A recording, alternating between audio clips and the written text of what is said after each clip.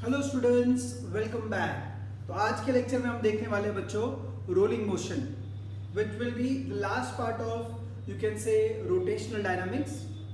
ठीक है, so basically यहाँ पर हम बेसिक रोलिंग मोशन के बारे में डिस्कशन करने वाले हैं। रोलिंग मोशन इज एक्चुअली आप ऐसा बोल सकते हो, इस is an example of combined translation motion and rotational motion. मतलब रोलिंग मोशन में एक ऑब्जेक्ट रोटेट भी करेगा और ऑब्जेक्ट ट्रांसलेट भी करेगा, यानी कोई चीज रोटेट करते करते हुए आगे जाने वाली है। So it is basically under the heading combined translational and rotational motion. Fine, so we will be taking one special case of that and that is rolling motion. मैं वापस कहता हूं, rolling motion is a special case of combined translation and rotational motion.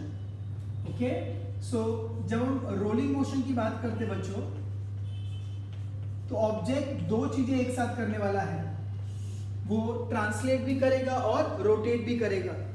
So the object actually rotates about the axis of symmetry.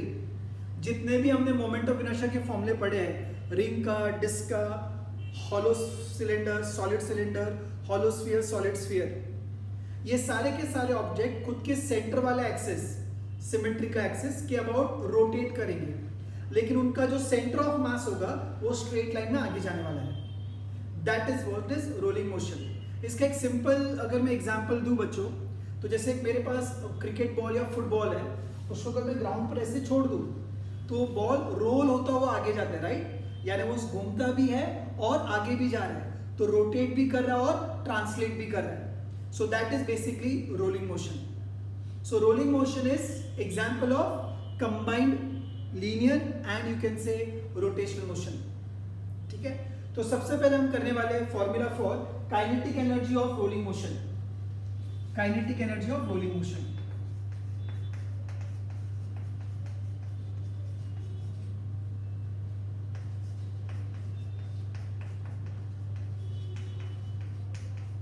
तो basically बच्चों, अगर आपको kinetic energy of rolling motion calculate करना है, क्या मैं बोल सकता हूं आपको, सिंस एनर्जी एक स्केलर क्वांटिटी है, हम बेसिकली रोटेशनल की काइनेटिक एनर्जी को ट्रांसलेशन की काइनेटिक एनर्जी के साथ ऐड कर देंगे, ऐसे बोल सकता हूं मैं। अच्छा, but before I give you this derivation बच्चों, मैं आपको डायग्रामेटिकली समझाना चाहता हूं कि रोलिंग मोशन के बारे में हम मतलब उसको डायग्राम से कैसे समझ सकते हैं। ठीक है, ओके। सो देखो बच्चों, यहां पर सपोज मैं कह रहा हूं कि मेरे पास एक डिस्क है, ये डिस्क का हर एक पॉइंट ऐसे स्ट्रेट लाइन में आगे जा रहा है। Yes, so is it rotational motion? Of course not. हर एक पार्टिकल सेम डायरेक्शन में आगे जा रहा है, तो it is case of pure translation. मतलब सिर्फ यहां पर ट्रांसलेशन मोशन हो रहा है। सो वी से it is case of pure translation motion.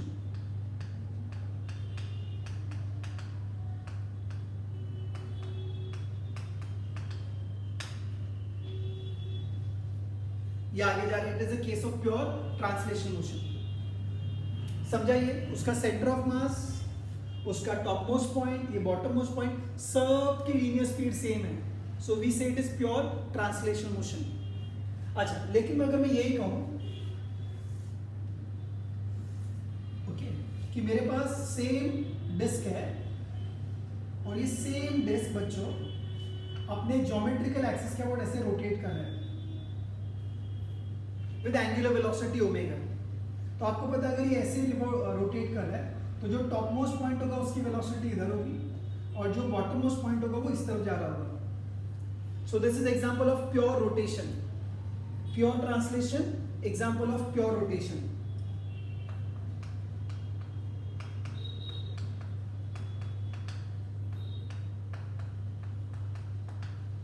ठीक है, सो जब ये प्योर ट्रांसलेट करेगा तो हर एक पॉइंट की स्पीड सेम होगी। जब ये प्योर रोटेशनल मोशन परफॉर्म कर रहा है with constant angular velocity omega, तो ये टॉप मोस्ट पॉइंट की जो स्पीड होगी v, that will be equal to r omega, और इसकी भी स्पीड होगी v is equal to r omega but in the opposite direction. तो स्पीड सेम है, डायरेक्शन अपोजिट है। ये समझ में आया? So pure translation, pure rotation. अब अच्छा, इसमें जो सेंटर होगा, centre is moving, here centre is at rest, so centre की वेलोसिटी 0 है बच्चों। आ रही बात समझ में? अच्छा, now if I say that ये दोनों मोशन कंबाइंड है, ऑब्जेक्ट ट्रांसलेट भी कर रहा है और रोटेट भी कर रहा है, तो सिचुएशन कैसी होगी बच्चों? सिचुएशन कुछ ऐसी होगी बच्चों, जिसमें सेंटर अभी भी, ट्रांसलेशन की स्पीड v, रोटेशन की स्पीड 0, सो इसकी नेट स्पीड v आगे, यानी उसका जो सेंटर ऑफ मास है बच्चों वो ट्रांसलेशन मोशन कर रहा है। Hello everyone, understand this? जो सेंटर ऑफ मास है वो प्योर ट्रांसलेशन मोशन कर रहा है, और जो टॉप मोस्ट पॉइंट है ऊपर वाला, उसकी नेट स्पीड क्या होगी बच्चों? It will be v plus v, क्योंकि दोनों का डायरेक्शन सेम है, मैंने अलजेब्रिकली ऐड किया। इधर क्या आएगा बच्चों? It will B mod of v plus v। So why mod? देख मैं बताता हूँ, मुझे थोड़े ना पता है ये स्पीड ज्यादा है, ये स्पीड ज्यादा है, सो आई से सॉरी मॉड ऑफ, माफ कीजिए, v minus v। Is that clear? Because ये दोनों का डायरेक्शन अपोजिट है, तो उस पॉइंट की net speed mod of v minus v होगा। अब एक स्पेशल केस जो अपने कोर्स में और हमको करना है, if both the speeds are equal, सोच अगर v और v यानी ट्रांसलेट होने का स्पीड और रोटेट होने का स्पीड अगर सेम है, तो ये वाले पॉइंट की स्पीड क्या होगी? If v is equals to v, तो इसकी स्पीड क्या होगी? 0। सो बॉटम मोस्ट पॉइंट का net speed will be 0।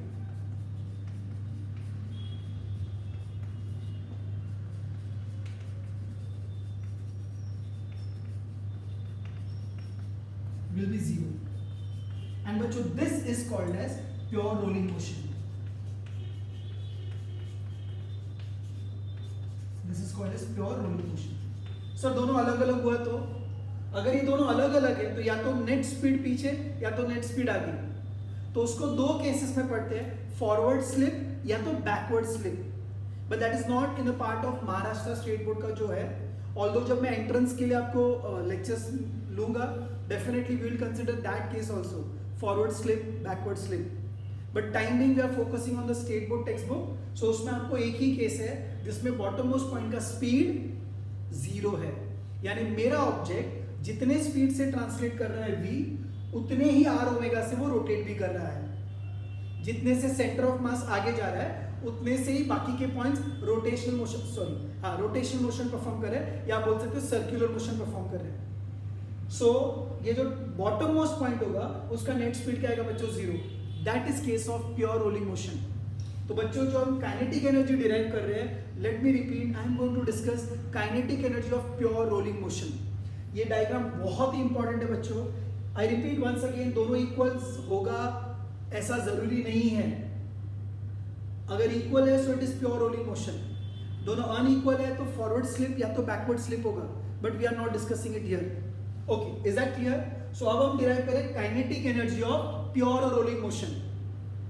Sir इतना जोर क्यों दे रहे हैं, बताता हूं मैं, ठीक है? So as I told you, rolling motion is combination of translation motion and rotational motion.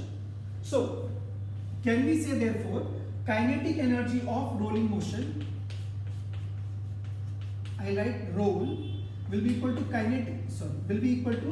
kinetic energy of rotational motion rod plus kinetic energy of translation motion trans.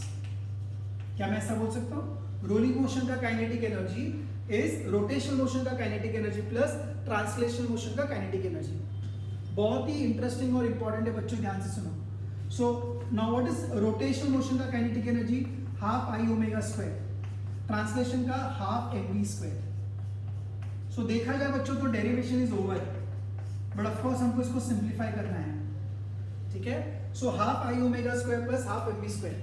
जब मैं बोलता हूँ ना सिंप्लीफाई करना है, सबसे कॉमनली बोलते हैं सर हाफ कॉमन ले लो, बराबर? But we are discussing for pure rolling motion now, right? So अगर प्योर रोलिंग मोशन है बच्चों तो क्या मैं ऐसे लिख सकता हूँ हाफ आई ओमेगा को V by R. Please understand this very well. Normally ये ट्रांसलेशन का v और रोटेशन का v अलग अलग होना चाहिए, बट जब प्योर तो एक्चुअली स्पीकिंग ये ओमेगा क्या होना चाहिए? बोल बेटा v बाय आर होना चाहिए. तो सर ने तो v बाय आर लिखा है, मतलब सर ये दोनों v सेम लिखा है, बिकॉज सर कौन सा केस कंसिडर कर रहे हैं, प्योर रोलिंग मोशन। याद रखना, ये बुक्स में नहीं मिलेगा आपको, नहीं तो बुक्स में तो सीधा है कि ओमेगा हाँ v बाय आर ही तो होता है, पर वो कौन सा v, दोनों v सेम क्यों ले रहे हैं, बिकॉज हम सिर्फ कौन सा केस पढ़ रहे हैं, प्योर रोलिंग मोशन का। So now I can write it as half. अच्छा, इसको I को हम n के स्क्वायर लिख सकते हैं।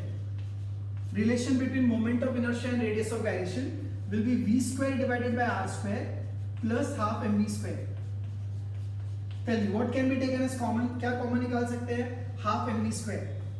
So I get half mv square common, bracket में 1 plus k square by r square. Yes, this is the formula for kinetic energy of rolling motion. Simple छोटा सा डेरिवेशन बट बहुत ही ज्यादा important. Kinetic energy of rolling motion is half mv square in the bracket 1 plus k square by r square. कई बार बच्चे बोलते हैं sir इसको ऐसा नहीं लिख सकते, kinetic energy of rolling motion is 1 plus k square by r square multiply by kinetic energy of translation motion. Of course बोल सकते हो। सो kinetic energy of rolling motion is kinetic energy of translation motion multiply by 1 plus k square by r square. ये समझ में आया बच्चों, very simple derivation. Okay, I hope आप सबने नोट कर लिया होगा। If not pause the screen, copy it. Okay, बहुत इंपॉर्टेंट है बच्चों। चलो अब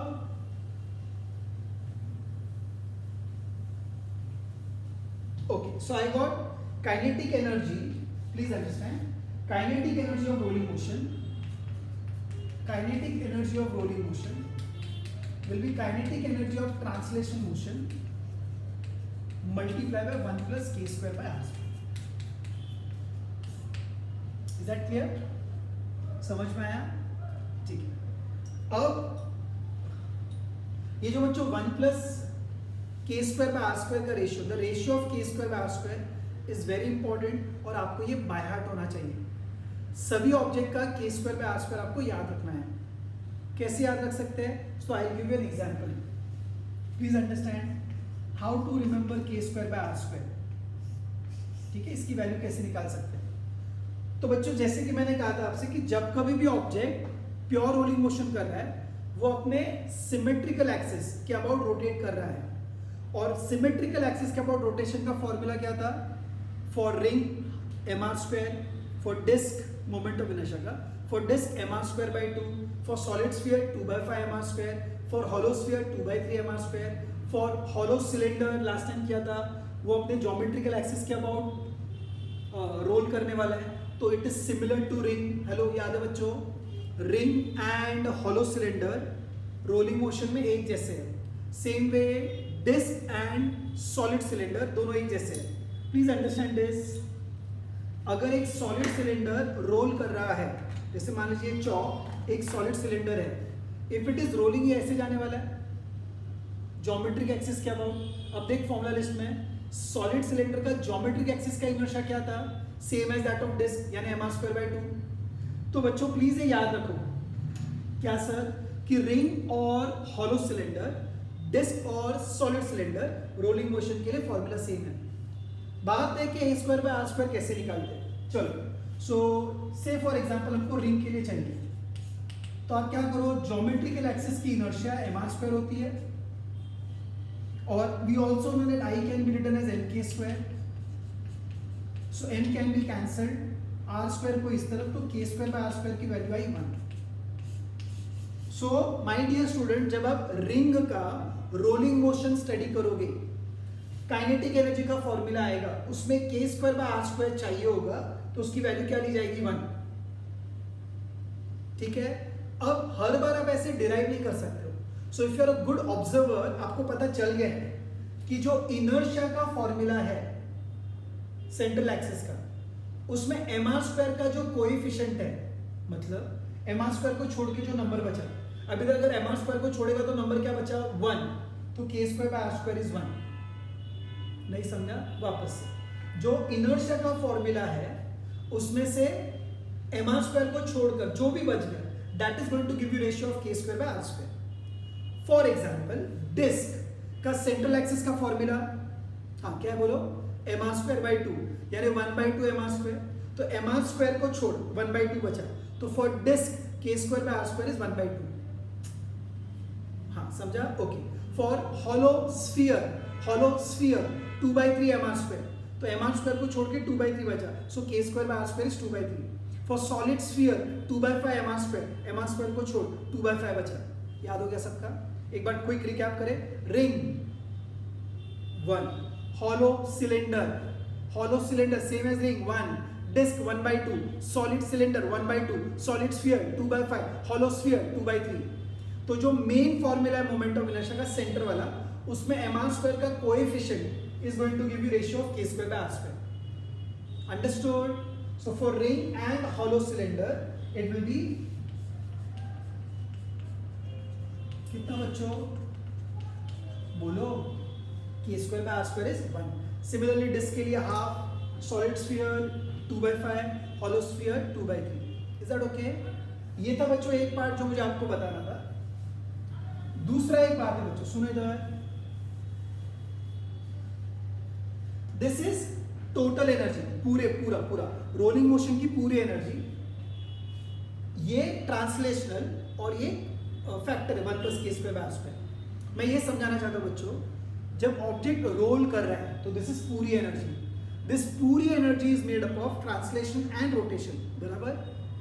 अब वो पूछेंगे पूरी एनर्जी का कितना फ्रैक्शन ट्रांसलेशन है, कितना फ्रैक्शन रोटेशन है। तो फ्रैक्शन मतलब आपको रेशियो निकालना बेसिकली। जैसे एक सिंपल एग्जांपल, एक क्लासरूम में there are 100 students. Of course when I say students, girls and boys आएंगे, जिसमें 60 बॉयज है फॉर एग्जांपल एंड 40 गर्ल्स है। What is fraction of girls in the class? तो 40 divided by 100, number of girls upon total number of girls. What is fraction of boys? 60 upon 100। वैसे पूछा गया what is fraction of translational energy, तो बोलेंगे translational energy divided by total energy. अरे जिसका fraction पूछा उसको टोटल से डिवाइड कर। फ्रैक्शन ऑफ रोटेशनल एनर्जी, तो it will B rotational divided by total. समझा बच्चों? सो now what will be fraction of translational energy? Fraction of translational energy,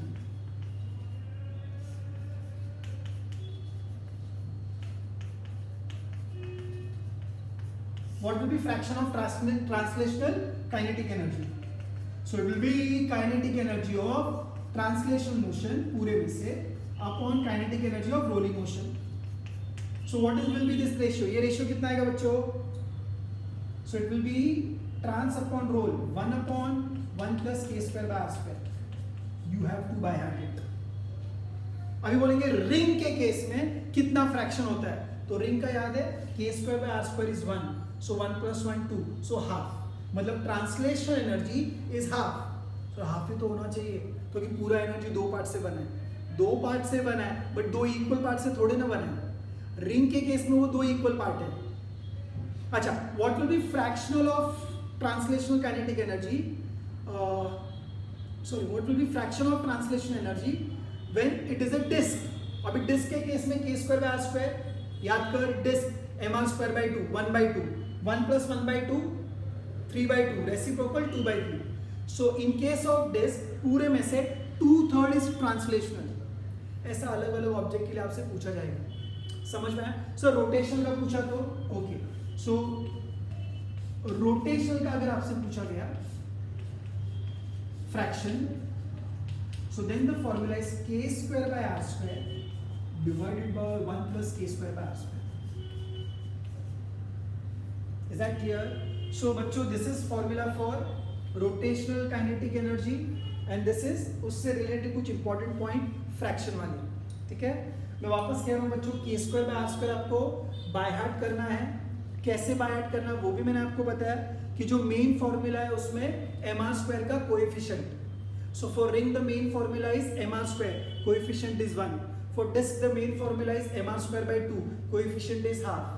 For solid sphere, the main formula is 2/5 mr square, coefficient is 2/5. For hollow sphere, the main formula is 2/3 mr square, coefficient is 2/3. समझ में आया बच्चों? फिर fraction अगर आपसे पूछा है तो ये 2 स्टैंडर्ड रिलेशन से आप निकाल सकते हो। इस पे क्वेश्चन बन सकता है और पूछा भी गया है बच्चों। Is that okay? आया समझ में? अच्छा, अब हम क्या करेंगे बच्चों पता है? we'll be discussing rolling motion on an inclined plane. Rolling motion on an incline plane, मतलब हम किसी हाइट से जितने भी ऑब्जेक्ट है, ring, disc, solid sphere, hollow sphere, solid cylinder, hollow cylinder, सबको एक साथ नीचे मतलब रोल करते हुए जाने देंगे. They will be rolling and going down. तो ऊपर से नीचे पहुंचने में किसकी स्पीड ज्यादा, किसका एक्सेलरेशन ज्यादा, किसको ज्यादा टाइम लगेगा, ये सारा डिस्कशन हम करेंगे और उसके रिलेटेड फॉर्मूले भी हमको पता होने चाहिए. Okay students, so we have discussed kinetic energy. Now it is time to understand rolling motion on an inclined plane. Okay, चले आगे.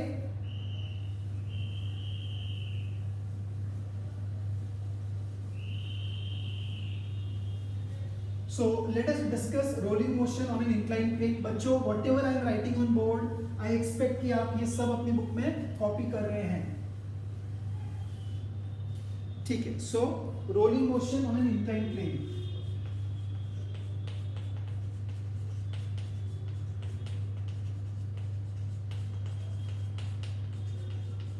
वंस अगेन हम कौन सा रोलिंग मोशन पढ़ रहे हैं?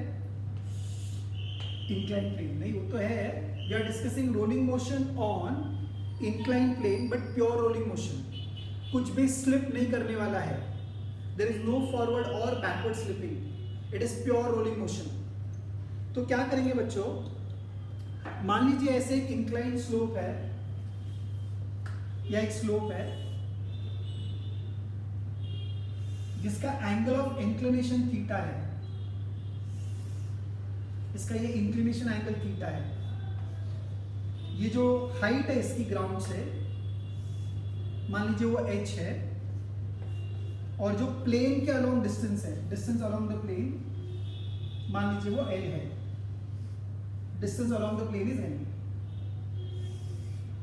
So this is n. Plane के along जो डिस्टेंस है वो l है. अब बच्चों आपसे क्या डिराइव करने के लिए कहा जाता है? वो बोलेंगे यहां से जब ऑब्जेक्ट को बोला रोल करके नीचे जाओ, तो what will be the velocity, what will be the acceleration and what will be the time का फॉर्मूला.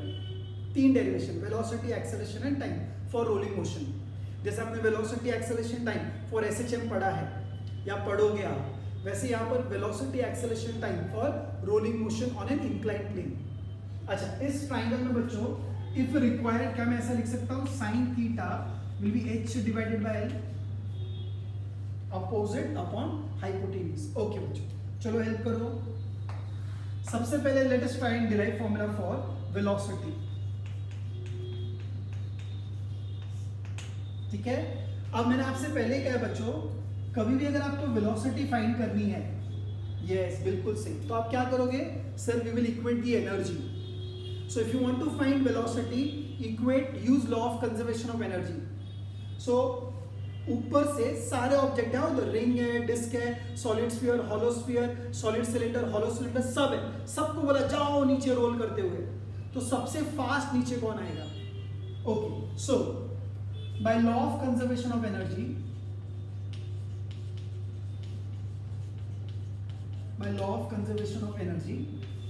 yes, क्या लिखेंगे बताओ जरा?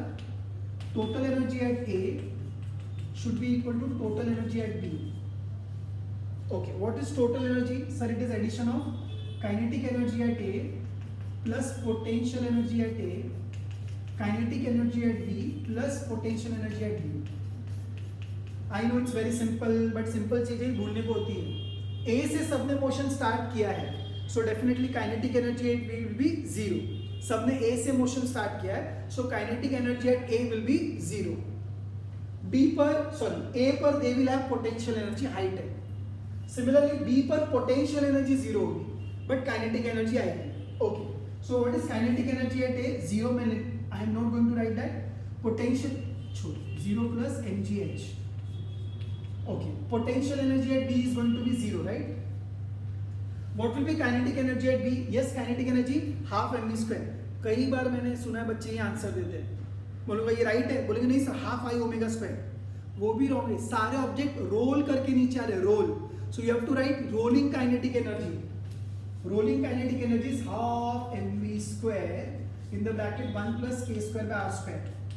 पोटेंशियल एनर्जी की वैल्यू 0. चलिए, सो क्या मिला आपको? mgh is equals to half mv square in the bracket 1 plus k square by r square. My dear students, सबको समझ में आया? आप m को कैंसिल कर सकते हैं दोनों तरफ से और v का फॉर्मूला आएगा under root of 2gh divided by 1 plus k square by r square. It's a very important result.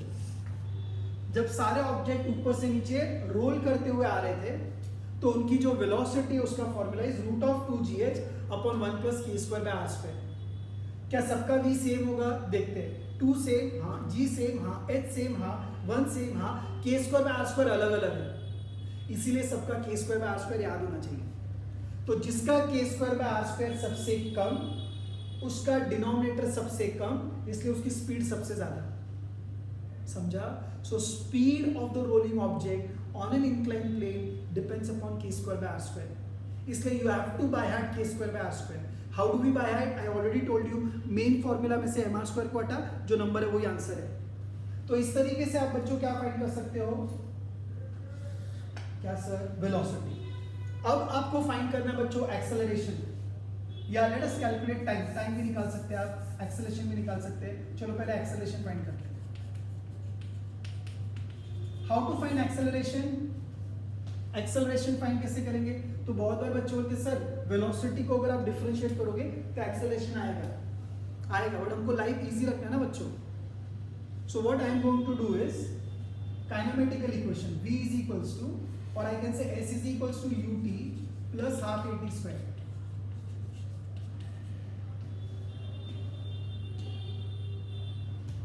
s is equal to ut plus half at square. ठीक है? जब ऑब्जेक्ट यहां से यहां पर आ रहा है, डिस्प्लेसमेंट कितना हो बच्चों? l. Initial velocity 0, half.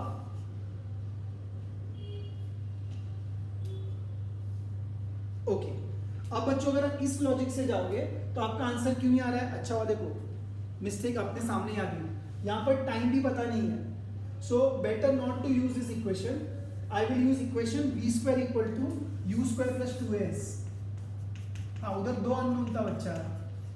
सो इनिशियल वेलोसिटी 0, v स्क्वायर यानी ये वाली velocity 2gh upon 1 plus k square divided by r square is equal to 2 into a into s. Displacement is l. जब वो इधर से इधर आ रहा है तो डिस्प्लेसमेंट l है. सो डिस्प्लेसमेंट तो h है ना. अरे एक्सेलरेशन अलोंग द प्लेन निकल रहा हूं मैं, तो डिस्प्लेसमेंट अलोंग द प्लेन लूंगा मैं. सो अगर आप h लोगे तो फिर a की जगह g मुझे ऑलरेडी पता है. समझा बच्चा? I am calculating acceleration along the plane. So हाँ, 2 कैंसिल, कोई भी बोल सकता है. एक्सेलरेशन की वैल्यू क्या आएगी? g divided by 1 plus k square by r square, ध्यान दो बच्चों, into h divided by l. What is h divided by l? sin theta. So acceleration क्या आया? ये आपने मोशन इन प्लेन में पढ़ा होगा. It is acceleration along the plane g sin theta, but divided by 1 plus k square by r square. तो फिर से एक बार बच्चों, बिना k square by r square के आप मोशन स्टडी नहीं कर पाओगे. इसलिए k square by r square की वैल्यू पता होना बहुत ही ज्यादा जरूरी है. सो मैंने क्या ढूंढा? इंक्लाइन प्लेन पर ऑब्जेक्ट की वेलोसिटी, इंक्लाइन प्लेन पर ऑब्जेक्ट का एक्सेलरेशन. अब ढूंढते हैं टाइम. अब टाइम निकाल पाएंगे डेफिनेटली, बिकॉज मेरे पास एक्सेलरेशन आ गया है using second kinematical equation. Okay. So to calculate time s is equals to ut plus half at square. चलो हेल्प करो. Again the displacement is l, initial velocity 0, acceleration is g sin theta upon 1 plus k square by r square multiply by t square. u को copy किया, लिखा नहीं, 0 था. Acceleration copy किया वहां से, तो टाइम का वैल्यू क्या आ जाएगा? Time will be equal to 2l, basically square root, क्योंकि स्क्वायर है, 2l multiply by 1 plus k square by r square divided by g sin theta. Sir ये k square by r square का LCM नहीं लिया, नहीं लेना, क्योंकि मुझे k square by r square का वैल्यू बाय हार्ट है. रिंग के लिए 1, डिस्क के लिए half, solid sphere 2/5, hollow sphere 2/3. सो बच्चों मैंने हर एक डेरिवेशन यहाँ पर बताया है, एक्सेलरेशन का, वेलोसिटी का, टाइम का, सबका. अब वो आपसे पूछते हैं बच्चों कौन सबसे फास्ट नीचे आएगा, किसका एक्सेलरेशन सबसे ज्यादा, तो उसका आंसर बोर्ड पर ही है. बराबर ना? कैसे सर? चल मैं बताता हूँ। सबसे पहले तो आपको क्या पता होना चाहिए? First thing that you should know is various values of k square by r square, various values of k square by r square. Okay, so इधर हम लिखेंगे k square by r square की वैल्यू, और यहाँ पर object, if it is a ring, I hope you all can see, for ring k square by r square is 1, for disc और I can say hollow sphere, hollow sphere के लिए क्या उसका value 2/3, then for disc value is 1/2, and for solid sphere value is 2/5। Correct बच्चों? So I have written here k square by r square, और सामने object, ring के लिए 1, hollow sphere 2/3, disc के लिए हाफ, सॉलिड स्फीयर 2/5। अच्छा, एक बात मैं वापस कह रहा हूँ, रिंग की टीम में और एक मेंबर कौन है? हॉलो सिलेंडर, लिख लेना। डिस्क की टीम में मेंबर कौन है? Solid cylinder. अच्छा बच्चों, क्या हम ऐसा बोल सकते हैं 1 = 1? अरे सर क्या हो गया आपको? मैं ये कह रहा हूँ 2/3 को हम लिख सकते हैं, 2/3 को हम लिख सकते हैं 0.66666, तो 0.67। हाफ को हम लोग लिख सकते हैं कितना बच्चों? 0.5, और 2/5 को लिख सकते हैं 0.4। सर आप ये क्या लिख रहे हो? I would want to explain this to you. Is it, can you read it? Yes you can read it.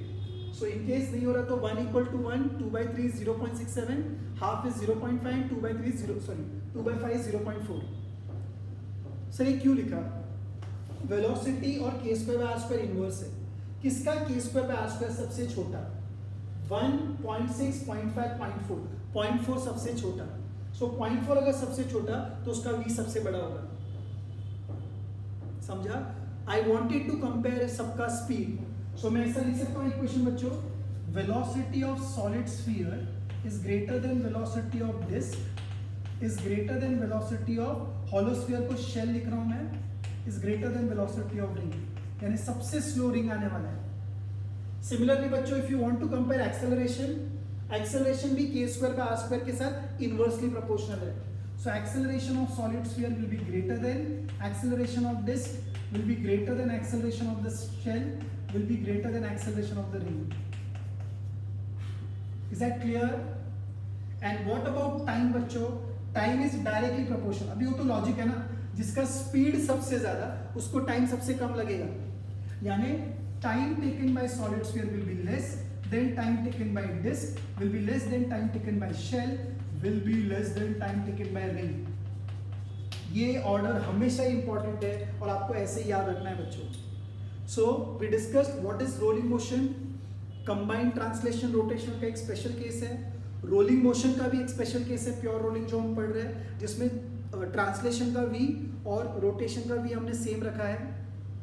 उसकी काइनेटिक एनर्जी डिराइव की, उसकी काइनेटिक एनर्जी के फ्रैक्शंस मैंने डिस्कस किए, k square by r square का importance बताया, और फिर rolling motion on an incline plane हमने डिस्कस किया, वेलोसिटी, एक्सेलरेशन, टाइम हमने डिराइव किया, और फिर कंपैरिजन भी किया।